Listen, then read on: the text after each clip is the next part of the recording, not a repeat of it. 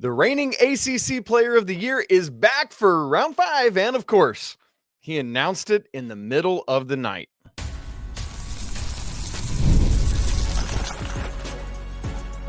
You are Locked On Tar Heels, your daily podcast on the UNC Tar Heels. Part of the Locked On Podcast Network, your team every day. Hey there, what's up? It's Wednesday, May 1st, 2024. What a way to kick off the month of May. Welcome into this live episode of Locked On Tar Heels podcast, the only daily North Carolina show out there. I'm your host, Isaac Shader, joining us at the place to get your Tar Heels content every single day. Thanks for making us your first listen or watch. Special shout out to all you everydayers out there and all the members of the Locked On Tar Heels Discord community. What a moment for an emergency podcast. Why? RJ Davis in the middle of the night. Of course, this is when it happened. I'm out here trying to sleep, and RJ saying, yo, I'm coming back. It was a late night for me, and I woke up and realized, like, literally, probably minutes after I went to bed, this all posted. So I could have just stayed up and done this, but I love it because here we are on a Wednesday morning getting to chat live. Hopefully all of you are ignoring all your work responsibilities and tuning in here with me today. So here's how this all went down, the logistics of it.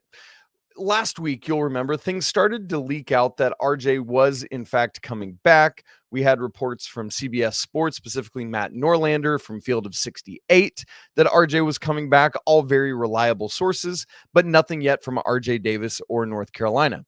And then on Tuesday, so yesterday, the NBA put out the official early entry deadline list for the NBA draft, and RJ's name was not on that, but other seniors were. And so that's another sign. So then in the middle of the night on, I guess it was technically Wednesday by the point he's posting this, at some point in the 3 a.m. Eastern time hour, RJ posts, I'm back, with the whole highlight package associated with it. The comments, by the way, on that Instagram are hilarious, both from like current and past teammates. My favorite was Puff Johnson. He said, glad I stayed awake for this news. Hilarious stuff. Zayden High posted just like, yay.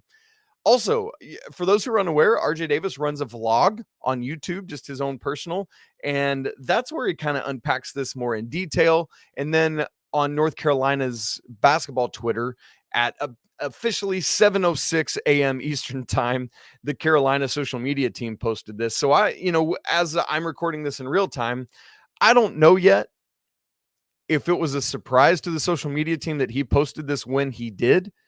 But the fact that it went up in the middle of the night, the fact that the official Carolina basketball account didn't tweet it until, essentially like 3-4 hours later, I'm wondering if, we're scrambling interns. Get up, post this thing. Here we go. Anyway, it's up. It's great news. RJ Davis is back for a 5th year, and that's what we need to know. What I want to focus in on first is the actual news of the vlog, because that's where RJ himself just talks for 13 minutes. And it's kind of funny because it's this 13-minute video of he and Deja Kelly going to Atlanta, shopping, just walking around the mall, him working out. And then at the end of the video, him back at his home to make an announcement. And just really interesting to hear him process how you go about making a decision of this nature. So even if you don't go watch the full video, around the 11-minute mark of this video, is or just slightly before that, I would encourage you to start watching. He talks a lot about how difficult decisions like this are. He said there's a lot of back and forth. I'm taking time to understand what I really want. I got to understand that this is my life and I can't let anyone else tell me what to do. Outsiders are going to talk, but you can't change who you are as a person. Just be you and be unapologetic about it. That's the biggest thing. RJ said, I talked to God. I talked to my family. I prayed about it a lot, but I got to make the decision. I got to understand the decision and know that it's just for me. And then ultimately, RJ says, quote, so with that being said, bro, with that being said, he leaned in just like that, as I just did. He goes, so with that being said, bro, with that being said, I'm going to run this thing back. I'm going to come back for my 5th year. Let's get this ship, man. Ship, championship, not the other word that you might have thought it was. And then comically just goes on to talk about how, yeah, he's going to hear old jokes because it's his 5th year. He's 22 years old. But so what? I'm running my own race. And I think that's the biggest thing that some people get all up in arms about is expectations of what they think these young men should be doing or who they should be or how they should be approaching this. And for RJ, in this day and age with NIL and everything else that's going on, this is the right decision. Because if the reports on the numbers of the NIL number I'm hearing are correct, yeah, RJ Davis is 100% financially in a better situation by coming back than he would be pursuing any of the professional endeavors that he would be able to entertain, at least at this point in his life and basketball career. So all of this together, I love that RJ took his time with it. One of the things that I said right out of the gate after the season was, whatever RJ Davis and Harrison Ingram's decisions are in particular, because we knew Armando Bacot was gone, right? There's no way he's coming back. He's out of eligibility. Same with Cormac Ryan. And the expectation was already, because he had talked about it, that Elliot Cadeau would be back. So the big question marks were RJ and Harrison. And I said at the time, look, the sooner these guys can make an announcement, or at least internally let the coaches know what they're going to do, the better it is for the program, because then they know what they're trying to do. They know, the coaching staff, who they got to go out and get, what they're targeting, all of those kind of things. But I also want to say that I love that RJ took his time with it, because ultimately that's the best thing for the program. Is you don't want somebody making a rushed decision and regretting it, for good or for bad. Like if RJ had quickly said, I'm back, and then been like, I wish I hadn't said that, and ultimately left, that'd be bad. Or if RJ had said quickly, I'm gone and I don't know about this, and then regretted that, would he feel like he could? Would he feel like, I burned bridges, I can't come back? You don't know. But I'm very glad that RJ said, you know, and this is the good of him being older, of him being a 5th year senior, is he had the wherewithal to recognize it's in my best decision. It's in my best interest. And quite frankly, North Carolina's best interest, if I take my time with this thing, if I process it and realize, what do I want? What's best for me? And thankfully, it seems like, although there's some people that disagree with this, there's some people that didn't want RJ back. And I hear you and I get it. I think ultimately this is phenomenal for North Carolina. This to me is great news. So what I want to do is talk more about what it means for North Carolina, what we can expect from RJ in year 5, and all of that. We'll look at the scholarship chart in its updated form, although it's really no updates because I already had RJ Davis on the chart. But we're going to do that. We're going to look at that in just a second. Right after I tell you that this episode of Locked On Tar Heels is brought to you by FanDuel. It's playoff time in the NBA and the NHL. Baseball's in full swing, and FanDuel is your place to bet on every game. Right now, new customers get $150 in bonus bets guaranteed. That's $150 win or lose. You can bet on everything from slap shots to home runs to slam dunks, all on an app that's safe, secure, and easy to use. How about some national championship odds for next year at FanDuel? Kansas plus 1,000. UConn plus 1,100, Duke third at plus 1,200, Alabama and North Carolina tied at plus 1,600, Houston at plus 1,800. I'm willing to bet, interestingly enough, that number's probably going to change with this news, unless they had already factored RJ in. Anyway, what are you waiting for? Visit FanDuel.com/lockedon and make your first bet an automatic win. FanDuel, America's #1 sportsbook. As we come back together, I'm going to go ahead and pull up UNC's scholarship chart so you can see where things stand with that, with the updated RJ Davis news. As you start looking at that on YouTube, or if you're listening back to this later, go ahead and pull it up. I've tweeted it out on my Twitter. I'm going to take a drink. So RJ Davis is back. It doesn't change what I had on the scholarship chart, but all the same, let me read it to us of where things stand. If you're unaware, each program gets 13 scholarships. North Carolina right now, unless things change, has 10 of those accounted for. RJ Davis and Jalen Withers, the super seniors. Somebody had asked me on Twitter. I haven't had a chance to answer it yet, but I'll say it here. Yes, this is the last class that will have that COVID eligibility. There are no regular seniors as of right now on next year's roster, but the incoming juniors, the rising juniors, are Seth Trimble, newly committed Cade Tyson out of Belmont, who has 2 years of eligibility, and Jalen Washington. And then the sophomores, Elliot Cadeau, Zayden High, and the freshmen are James Brown, Ian Jackson, and Drake Powell. So that's where things stand. And then 3 open scholarships. We'll talk about just a little bit about what Carolina might do with those coming up in a little bit. But I want to talk still more about what RJ's return means for North Carolina. And then we'll see if there's some comments in the comments section. I know there are some, but anything that we need to talk about and answer. For North Carolina, as a program, I love this decision. The COVID eligibility has been in place for multiple years now, obviously coming out of COVID. And this is now the 3rd straight season that the Tar Heels will have a player taking advantage of that. So in a day and age when people are like, oh, North Carolina lost all those guys to the transfer portal last year. They're down, they're off, they've fallen away. Come on, man. That's just noise, and that's what every program is going through in the transfer portal era. Do not let people tell you that North Carolina is broke. Because now, not only is this the 3rd straight year of a player taking advantage of his COVID eligibility, but all 3 of them have played all 5 of their college basketball years in Chapel Hill. 2 seasons ago, it was Leaky Black. Obviously, this year it was Armando Bacot, and now next year it will be RJ Davis. I love that sustainability. I love that certainty that you have in knowing what you're getting with this player, because what do you get back in RJ Davis? The reigning ACC Player of the Year. You get back a guy that's top 3 last year in National Player of the Year discussion. And arguably, if it were not for Zach Edey, it would have maybe been RJ. It would have either been RJ or Dalton Connect. Both of those guys are gone and out the door. So my projection is that you're looking at your preseason National Player of the Year. There are other guys that will probably get votes and thoughts on that, but it's RJ Davis. I don't care what we're talking about. I don't care what we're doing. Guaranteed he's the preseason ACC Player of the Year, which is hilarious, by the way, because do you remember last year? My man didn't even get on the 1st or 2nd preseason All ACC team.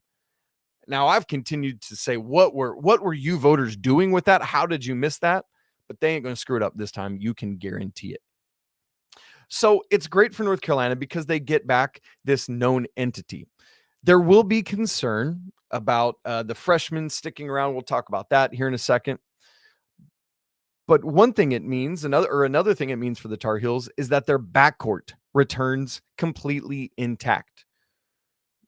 Elliot Cadeau and RJ Davis. That was your starting backcourt last year. They're back together. And I remember during last offseason and early in the season, multiple times we said on this show, whether it was myself or Pat Kilby or Coach Rob, how phenomenal would it be in the 24-25 season to get back a sophomore year Elliot Cadeau that now has seen a year of college basketball, knows what he's already knocking it out of the park with, and knows what he's got to get better at, and a 5th year RJ Davis. I mean, good grief, that's incredible. But now also you got Seth Trimble back out of the transfer portal. So your main 3 guards are back. And you add Ian Jackson to that mix. Good grief, folks. That is absolutely insane when you think about that. Because these old heads are going to be able to bring along Ian Jackson, tutor him. And if he's the guy I think that he is, he's not running away from this, even though Seth Trimble and RJ Davis are back. My hope is that he recognizes I've got a massive opportunity to learn from these guys, and I can come in and be part of a very, very special North Carolina team. And that's what RJ Davis brings with him coming back. Now, all that said, my hope is that RJ Davis actually plays fewer average minutes this year. My hope is that he actually averages fewer points a game. And I know that might seem antithetical to you. I know that might seem backwards to you, but hear me out. Think about the 10 scholarship guys on this roster right now. You feel like you've got a really, really strong 8 of, like, let's say you start RJ Davis, Elliot Cadeau, Cade Tyson, and then 2 more coming in. That gets you up to a strong 10. And then you've got a whole second unit of Seth Trimble, Jalen Withers, Jalen Washington, Ian Jackson, Drake Powell, and then still Zayden High and James Brown after. I mean, so it's the possibilities and combinations for this team are insane to think about. And so I just look, and here's what's going to happen. If all of that allows RJ to play fewer minutes and score fewer average points, people externally around the nation are going to say, "Oh, look, RJ Davis has fallen off. He shouldn't have come back for his 5th year." Don't let that narrative go, folks. Don't let that be a thing, because we need to look at his efficiency. Okay, maybe RJ's minutes and points are down, but what's happening with his assist to turnover ratio? Are his assists up? Are his turnovers down? Are his steals up? How's he shooting from 3? What's that percentage? What about his free throw percentage? All of that. Because those are all things that we need to consider and think about, and I'm excited to think about it. Speaking of numbers and stats, this dude is about to go crazy. He's already 5th in all-time Carolina scoring. He already last year set the single season Carolina record for most threes made. He's already the career free throw percentage leader. Obviously, that number could go down because it's a percentage. But RJ should finish his career first in 3-pointers made. You might remember I talked about this last week on the show. If he scores the exact same number of points he did last year, which I just said I hope he does, and I hope that average is down. But if he scores literally the exact same number, he would tie Tyler Hansbrough for first all time at Carolina. That's insane.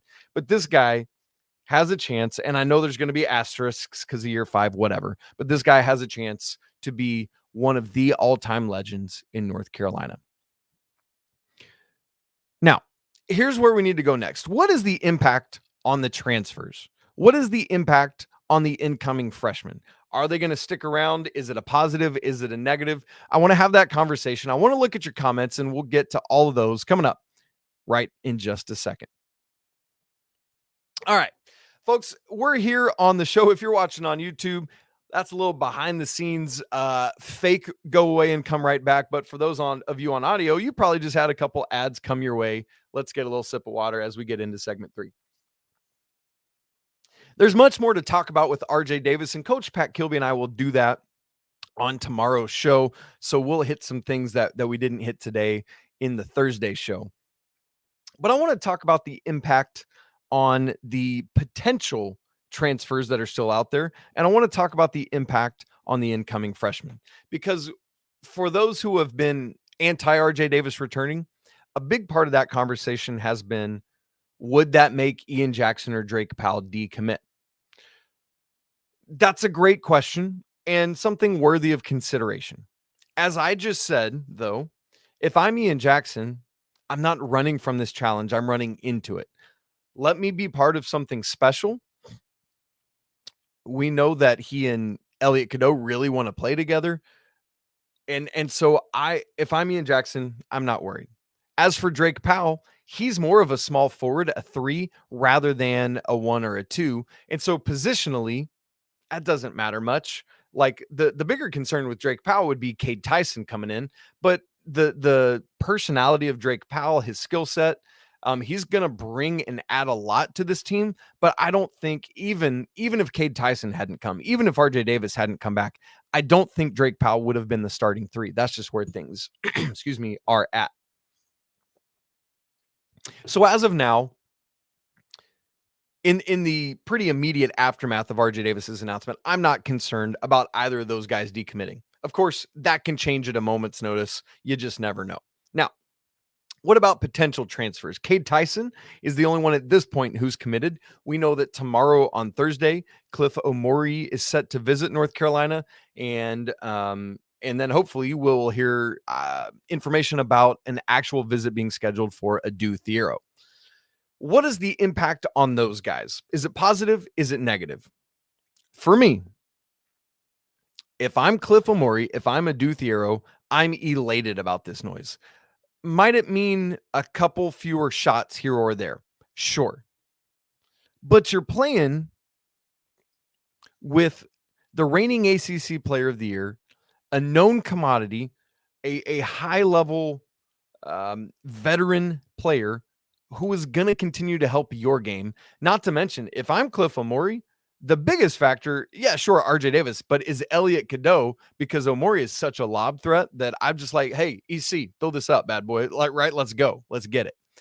So either for both Cliff and Adu, I see this as great news and an incentive, not a detractor.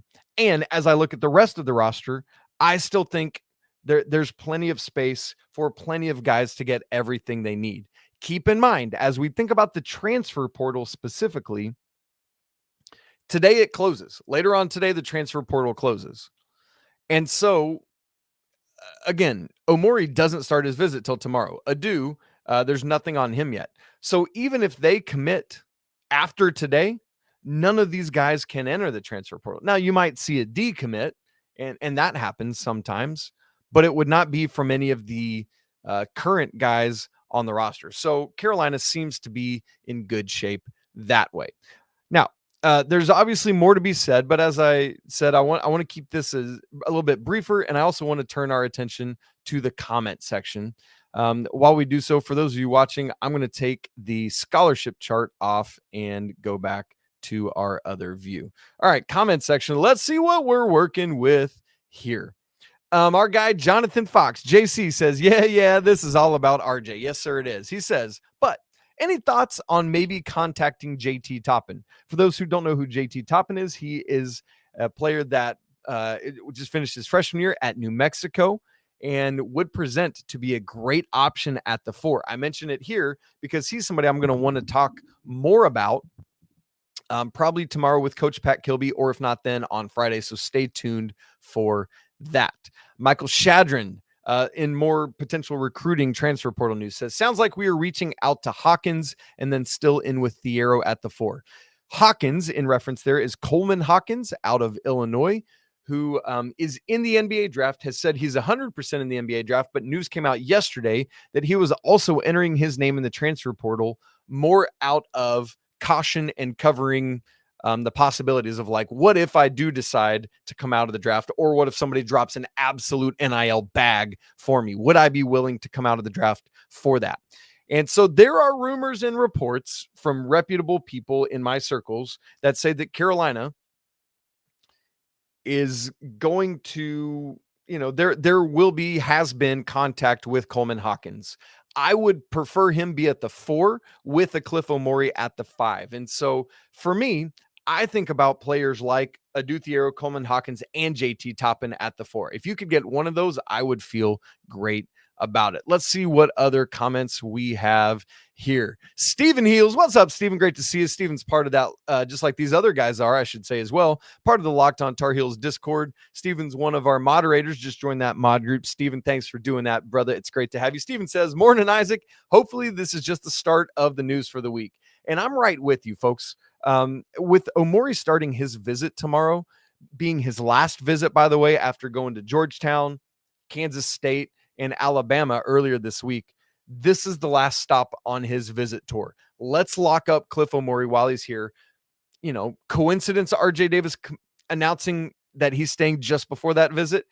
It's hard to say. We don't have that intel yet, but it certainly doesn't hurt, again, as I just said a little bit ago. So I'm right with you, Stephen. Hopefully this is the beginning of just a slew of great news for the Tar Heels.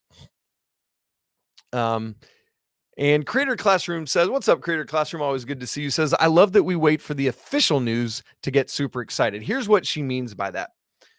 There had been all the reports from very reputable sources, again, as I said earlier, like CBS, Field of 68, that RJ was indeed coming back.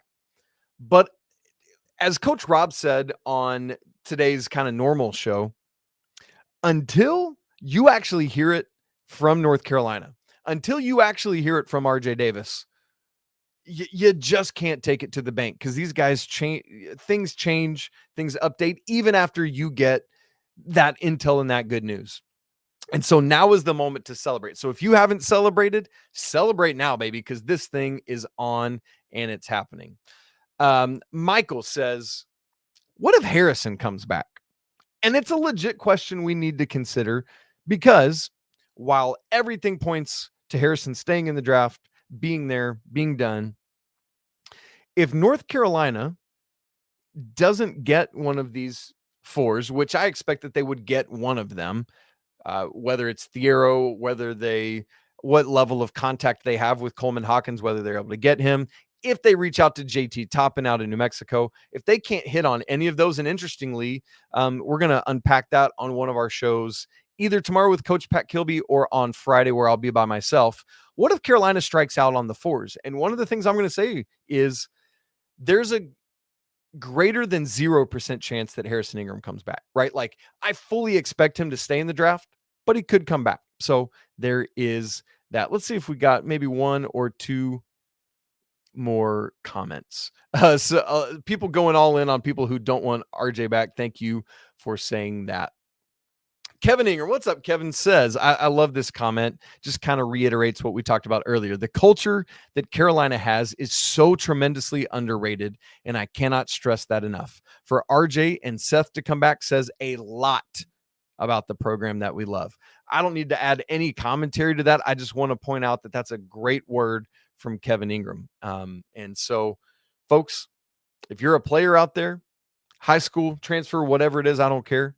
This is a place to be, man. You need to come and be part of this. So, lots of other questions. Some of those we've already answered. And so that's good for today. You know what? We're going to get out of here because, again, there's lots more to say, but we're going to do that on tomorrow's show. So I want to thank all of you for tuning in with us in the middle of the day. I know your work day is going on or you got other things, and I just want to say thanks to you. We'll be back again tomorrow. If you haven't subscribed on audio and video, please do that. Hop in. If you're not part of the Locked On Tar Heels Discord community, the link is in the show notes. It's free and available to join. You know what? Real time. You can't see it. I just realized I don't have my zipper up. None of us are perfect, and that's a hilarious way to end this podcast. It's always a great day to be a Tar Heel. We'll talk again tomorrow, but until then, peace.